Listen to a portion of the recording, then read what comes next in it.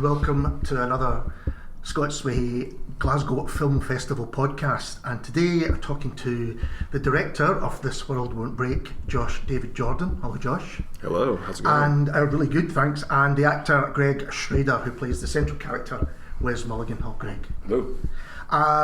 Before we start chatting about the film, let's get this out of the way. I watched it last night. I absolutely loved it. I thought it was sublime. Oh, thanks so much. We'll discuss why in a bit. But first of all, let's tell us, if you could tell us a bit about This World Won't Break. Yeah, so This World Won't Break. This is Josh David Jordan talking here. It's a film about a Texas country bluesman, an Americana folk writer, all those things wrapped up into one. It's a tale of someone who wakes up at the age of 40 years old and realizes he's still playing the same honky-tonks and clubs and pubs and thought he'd be a lot farther along.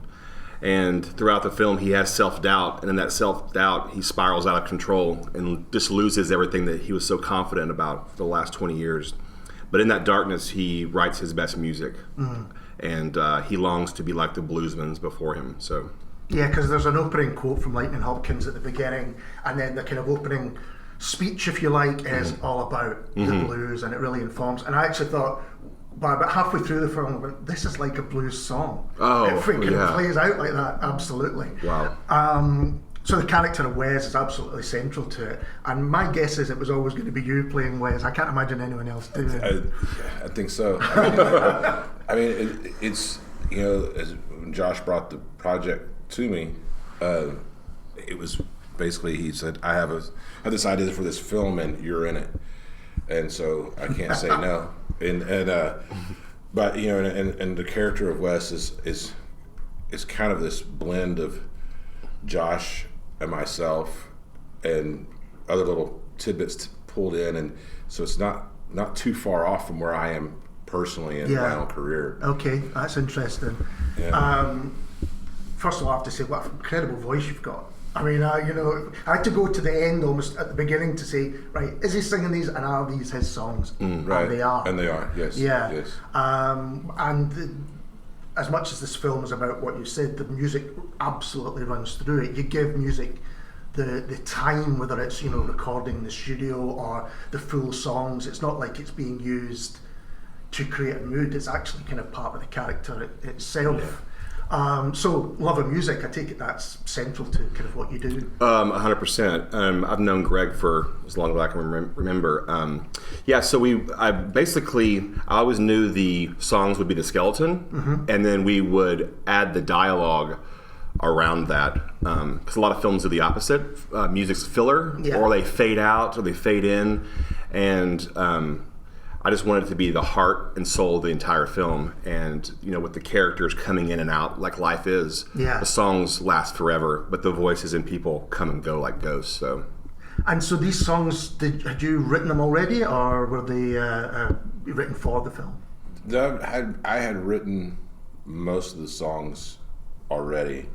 There's a song that I wrote during the time Josh was writing the film called Way to Go Birthday, and I think that song just got implanted into the film after I had written it. So in a way that was actually kind of written for the film, I guess. Okay. But the actual title song I had written years ago, and actually I recorded it before, and it's just it never really got any legs to it, and that's the only song, not spoiler alert, that's the only song that is actually produced in the actual in the film. Everything else is recorded live. So there was nothing in that film where we stopped and he lip sync. It was, we were recording live, and if there was a mistake, this is my wife Jessica, she is in the film as well, she produced it as well, and there's a scene when she's playing piano with him and you can hear the creaks and the old piano, and then there were times they were both like, oh, I was a little off there. I was like, yeah, but it feels so good. It feels so real. You can feel his pain at moments. You can feel the loneliness. So absolutely. I wanted it to breathe like that and not be polished, because he's not in the film. Wes is not polished. He's broken. So the music needs to be a little bit as well.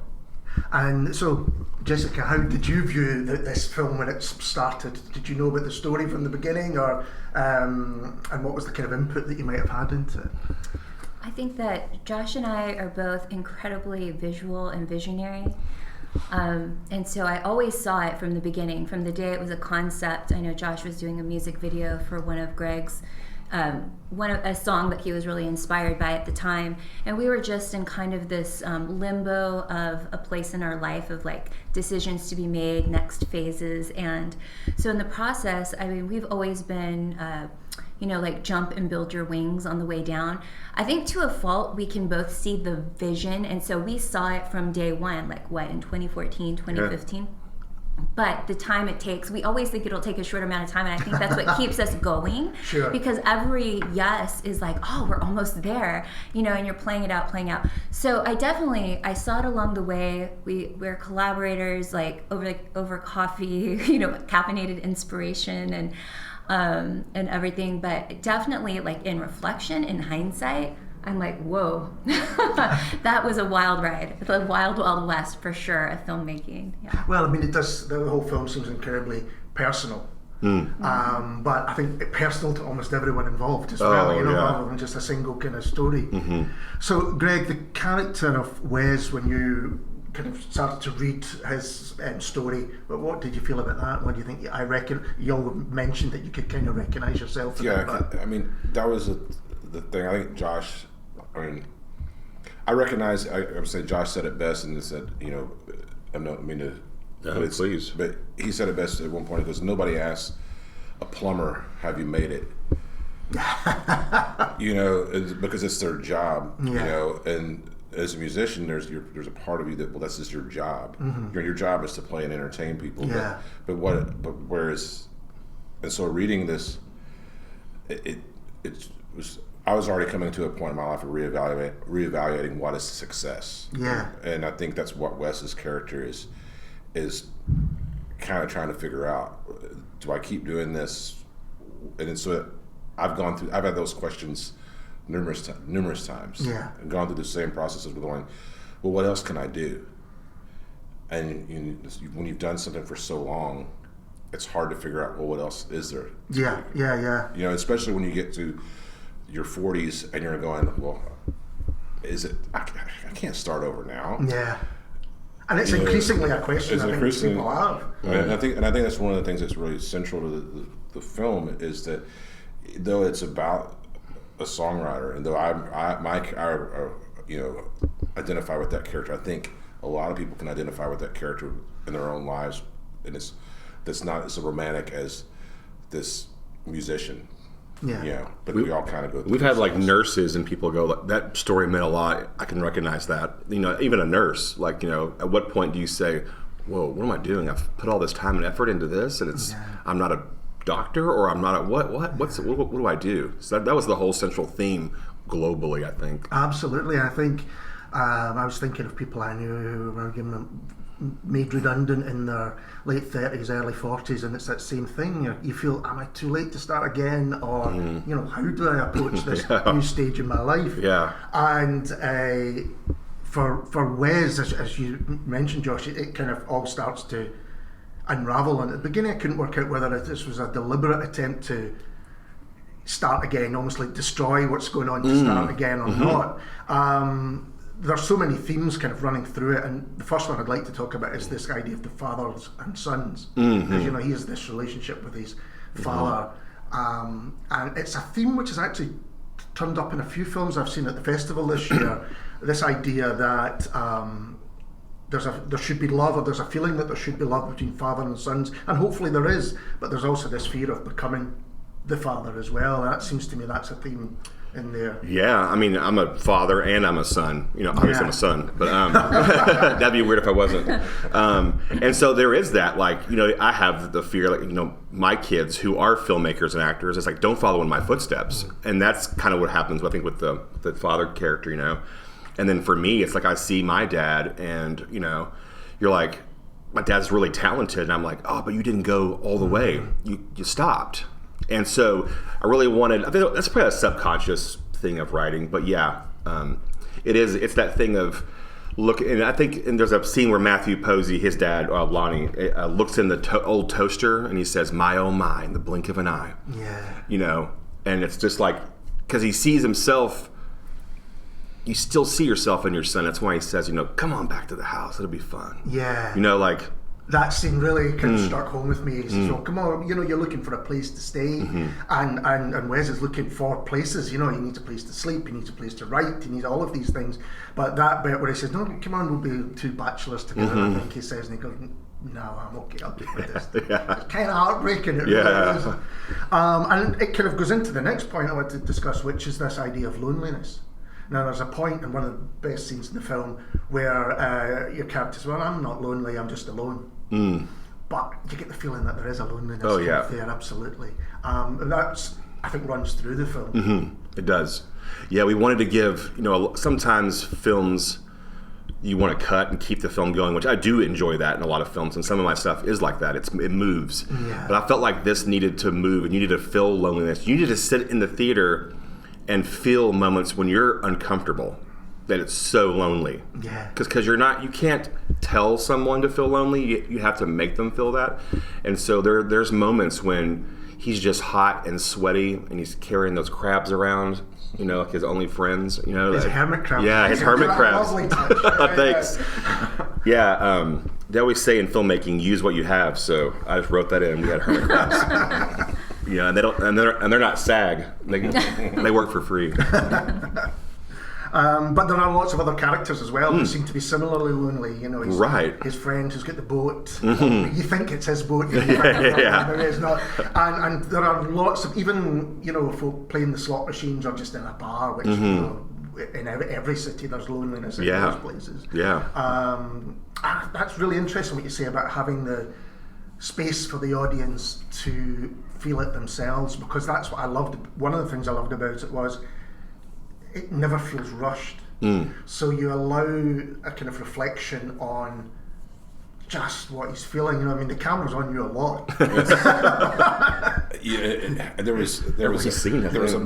was a moment about halfway through that I've had kind of told lies before about this, is that we filmed so fast you never had a chance to self-doubt yourself. But there were moments throughout the process when I probably halfway through and I started realizing I'm one of the only people on set every day besides Josh, cinematographer, and our sound. You know, there's 5 of us, and I was like, I'm pretty much in everything that has a human being in. I'm in that, you know, and that started. I started feeling the pressure at that point of like, this really, there's a lot riding on whether I'm able to pull this off or not. Yeah, so it was at times there was, but then you'd get into the process and that would all just go away because your head is in this, you know, in this film. I mean, is playing a role which is so close to something that you recognise, is that almost a therapeutic thing? Yeah, and I think after I was done, and my girlfriend can attest to this, is that I didn't really know who I was anymore. Because it was so close to me, but it wasn't really me. And then I was like, well, who was I before this kind of deal? And I still feel like a changed person after doing this film, because it did allow me to self-evaluate. And now I just saw the film for the first time again about a week ago at another film festival in several months, and I watched it and I came away going, "Oh my God, that really is me." You know, in a way. I can relate. But it's like, you know, it's like somebody playing. What is it like? I'm going through psychotherapy, and they're playing me my video. Right. Yeah. They're kind of firing your thoughts onto the big screen. Yeah. Because I mean, Wes's character actually, as you just mentioned earlier, Josh, is actually trying to work out just who he is at this time in his life when, I mean, he gets a lot of kind of worldly advice from older men. It tends to be in the film, almost like you know, it's telling him, well, you know, you've been here too long, or you've done these things. But I never felt there was a kind of judgment about well, you should have got out of here long ago, maybe apart from himself. Is that fair? Or did you want to say, no, this is someone who should have got out? Right. Well, someone does say that. The old man on the bridge says, trials don't mean judgment. Yeah. And it's love that hurts the most. And basically, like, as an old person looking back, being like, you have to go through the pain to get... And we live in a society where people just, they want to put a filter on things and they want to be Insta-famous and, you know, they want to be an influencer without have gone through loneliness. And you can only write the best music and really... It's like you see these pop stars and they have a team of 15 writers or 20 or 30 writers just for a thing where they're like, hey now, or whatever. And then Greg has a song that's going to last forever, and he wrote it in a place where only he can write from. And a lot of times it is from pain. Yeah. You know, I wrote this film because I was broken at the time, and I was trying to like pull myself. I was trying to use my creativity and my craft to fix it, and you know it did. So in a way, this is your blues song. It is your. It is mine. Yeah. I mean, I'm not a musician. You know, I always say, like, people ask what I listen to. I'm always like, well, I listen to friend rock. All my friends are in bands, and so I listen to them. And that's and that's why I wanted to write this film, because I feel like Greg is one of the most amazing musicians, and this could be a platform. You know, and there's a lot of musicians in the movie that that are disguised. Like the cross-dressing landlord is Tim DeLauder, who's in Tripping Daisy and the Polyphonic Spree. Right. My wife's in the Polyphonic Spree.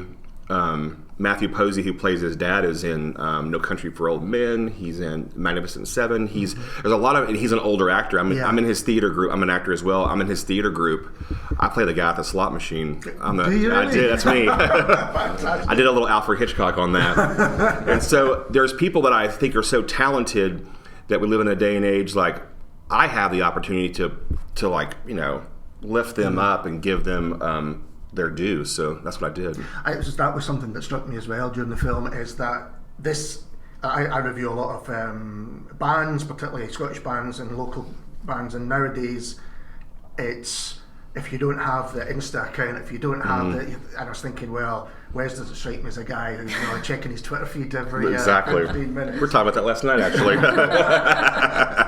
and it's really difficult, as you say, for the people who fantastic musicians and songwriters, and you think, is this part of the game now? If it's a game, if you can call it that. You know, there's lots of great musicians. And the idea of the local hero as well struck me. The guy who everyone knows is talented, but he never kind of got away, and so he becomes like a local hero. You want to go and see whoever, I'm not going to name names, exactly, but, playing in, because he plays every Tuesday night in there, and he's amazing, but almost gets taken for granted because he's been doing that for so long. That's the film. Yeah, 100%. That's the film. Yeah, in this city, it often happens with sport as well, particularly kind of soccer. Yeah. You know, you've got the dad who, anyone that's in their 40s, 50s now, who maybe, and we'll move on to alcohol in a minute, who maybe drank too much, but could have been a contender. Could have been the guy I got trials for whatever sports team. So it's quite a common kind of story, as you say, because really only a few people get to the level of even making a record. Right. Yeah. So alcohol, I think this is interesting because blues and booze, as I thought about it, is almost kind of go hand in hand. The mythology of rock and roll, if you want, as well. This idea that playing hard and drinking hard, but actually there's a price to pay for that kind of lifestyle. And certainly for friends of mine who were, in their 40s, and some of them no longer with us, 40s and 50s, it does catch up, that kind of mythology. Was that something that you kind of thought about in the film, or did it just go along with the characters? I think I've just, seen it. I've seen people pass away, and just like there was no drugs in there, but I've seen that's the main one that gets you. But it's always like it's the alcohol, then the drugs, and then the give up, and then it's it's the taking your own life. That's the one that's been the most recent. And so if you have too much alcohol, you can get in your own head, especially if you're in an RV by yourself. So there was always that moment, when he's by himself and he's just like clicking that thing on and off, like subconsciously I was like, does he still want to be on this earth anymore? Is it that type of thing? Like, that's no longer like, when you're drinking like that, in an RV with no air conditioning, that's not fun. No. You know, there's a mission, and it's not to be successful anymore. And then, you know, I think the thing that goes, I think one of the things that goes hand in hand with, it seems like forever's gone hand in hand with musicians and alcohol or whatever. Is it starts out as fun, and then it becomes self-medication for whatever mental thing you're going through, and that works for a while, and then there's like a cutoff point where that you reach the other side of it. It's a tipping point that now it's a problem. Yeah. It's no longer serving the purpose of fun or self-medicating. It's now controlling and spiraling you out of being productive. You know, and I think that's what happens to a lot of musicians that at some point that have done it for so long, and you can even be rather successful. Yeah, absolutely. You know, and have that same takeover of trying to fix it with whatever you can fix it with. Yeah. I think again with music, it's one of these things that almost allows that behaviour to continue. You know, because you say, almost expected. Music, it's almost expected. You have a few drinks after you finish, and the first time we see Wes play, the first thing he does and goes, give us a whiskey and that sort of thing. Whereas actually, it's the kind of thing that can creep up on anyone. Whether it's a chef in their 40s that suddenly is drinking too much or whatever that is, but with music, it always says this is allowed. Well, and I've had friends that have quit, that are musicians, quit drinking. And they talk about how difficult it is to go play in bars because they get off a stage, and somebody goes, "Let me buy you a shot. Let me buy you a drink." Yeah. And they go, "I'm sorry, I don't drink." And then the person looks at them like, "Well, what's wrong with you?" So it's that's one of those things that's almost expected. Society almost expects in some ways, I think, for the musician to be the good time party guy. Yeah, I was thinking about. The Rolling Stones and Richards and Woods still had the mythology about Jack Daniels and whatever they were doing, but Jagger got fit and healthy, and he was the one that dragged them out on the road every time. You always needed that character to say, okay, if we're going to keep doing this, it has to be done in a certain way. And Keith Richards is still mythologized by every musician that I know. Absolutely, it's still like. Everybody wants to be Keith Richards. Yeah. And he said he quit drinking, but he still drinks beer. Yeah. I think after he admitted snorting his father's ashes, there was a for him to go. Yeah. But I think again, it's interesting to compare that with a lot of the young musicians in this city that are starting out, and there doesn't seem to be that same hard drinking, hard partying. And I don't know whether that's just a change in general generational attitudes to it, which I think it might be. But there's definitely more a kind of a sobriety, if you like, around music, which is quite interesting. Yeah, and I think that I think it's a generational thing, and I think it's also one of the things with now is that people understand much more that entertainment is a business, and the younger generation understands it that way. Whereas I think my generation, I'm a Gen X. Yeah. And so my generation saw it as like, no, this is a way to have a good time, fuel the party, and if we make it, well, man, we make it. Yeah, but our heroes were Hemingway and Hunter S. Thompson. Yeah. That's who I looked up to. Well, it's incredible how many fantastic musicians now, but it's happening with writing increasingly as well, but they're coming out of kind of colleges and they're coming out of drama schools and things like that. They're getting taught how to play brilliantly, but certainly with the writing side of it, you could argue there's a sterility that comes with it. There is. There's, I have some friends that are stand-up comics, and one of the things we're talking about is that what can you say now? I can't say that because that might offend. Yeah, sure, no, someone. absolutely. Yeah, you're no longer in your subconscious. You're in your conscious. You're no longer allowing yourself to breathe in your writing. Whereas, I read some. I'm reading this book right now by Ralph Ellison called Invisible Man, and there's stuff in that book that I think about if it was written today, how would it be accepted? But as I'm reading, I was like, everybody today should be reading this book, and I think, though, in some ways, the younger generation are concerned about how the perception is going to be. Yes. What's going to sell, instead of just being, this is what I'm thinking. This is what I'm thinking. You either like it or you don't Or like you like it. it or you don't like it. Yeah, it's this idea that there has to be a commentary on it. Yeah. It was a conversation that happened recently with Catcher in the Rye. People saying, is this still a text that should be given to kids at school and all that kind of stuff?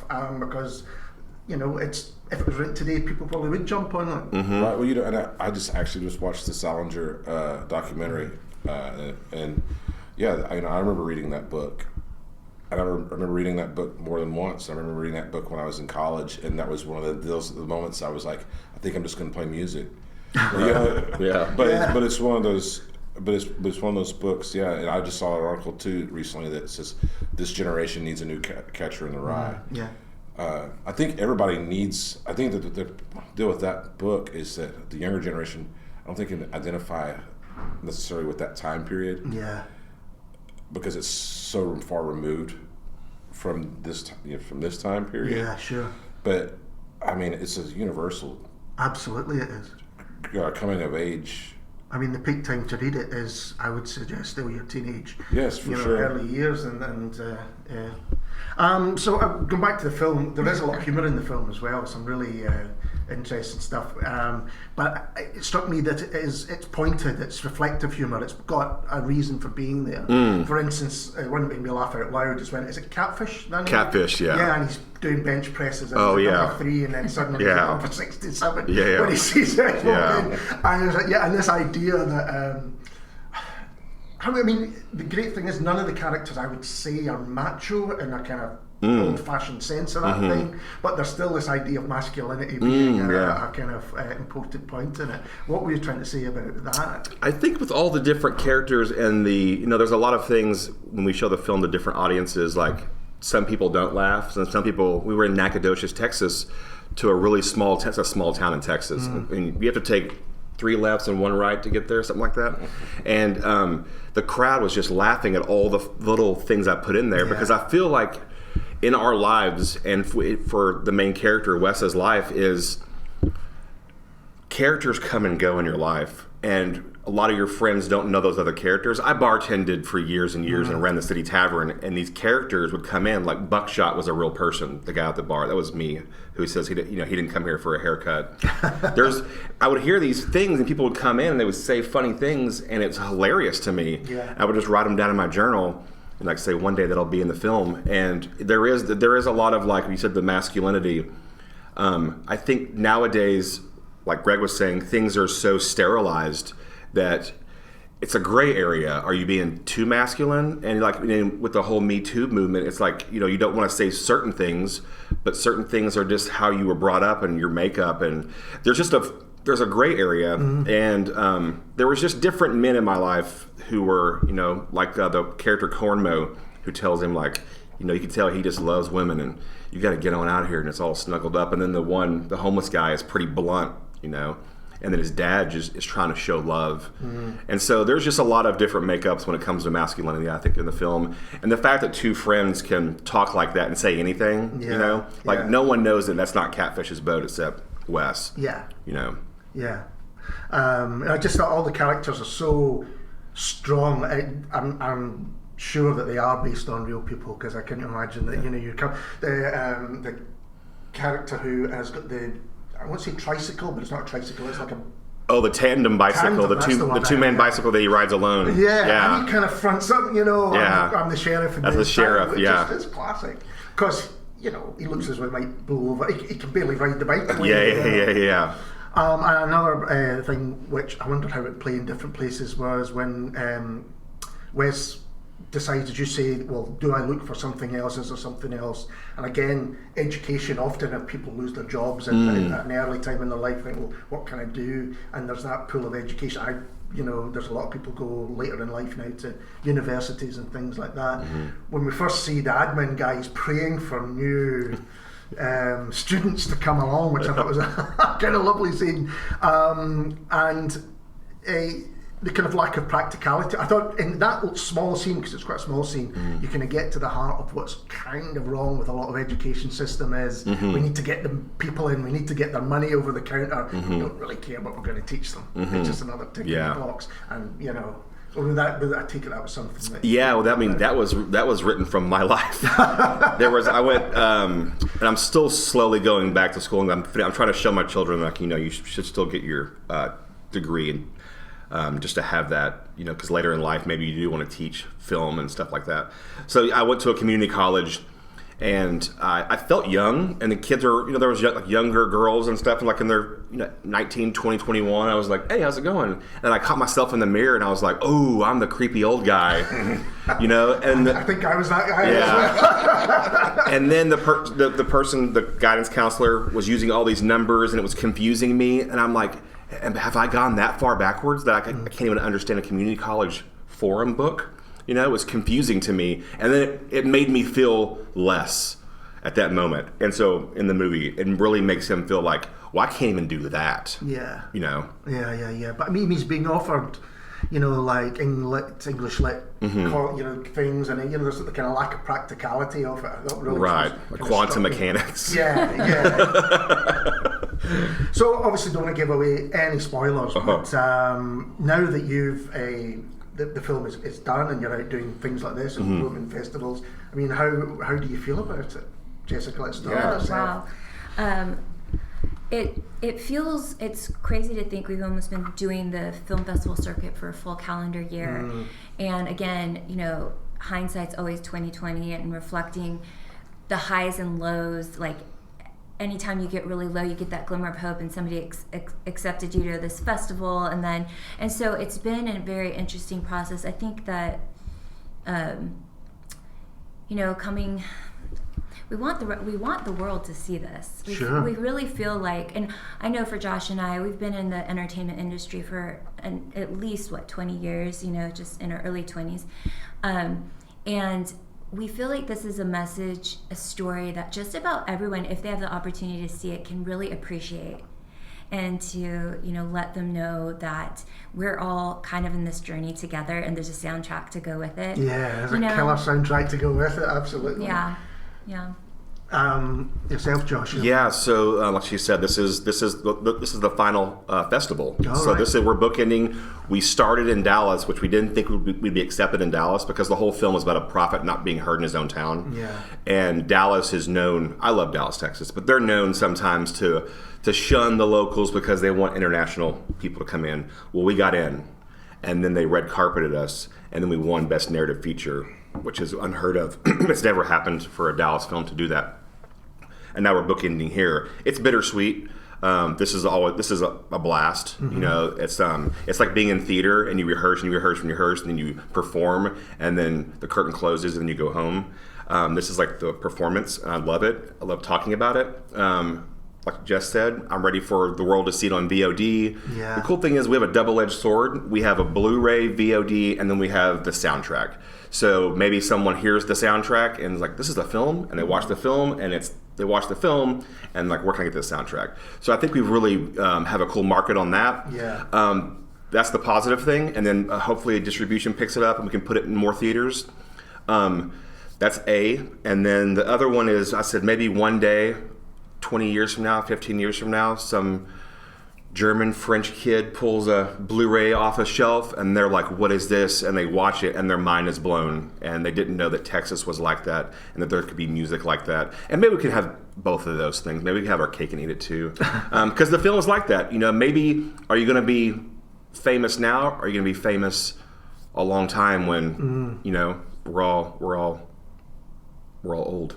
Well, that's part of the it is. message in the film. That's the heart of the whole film. Yeah. That, you know, you're going to create. What I think is wonderful is, I'm definitely not going to give any spoilers. But what I think is wonderful is the way that Wes is backed.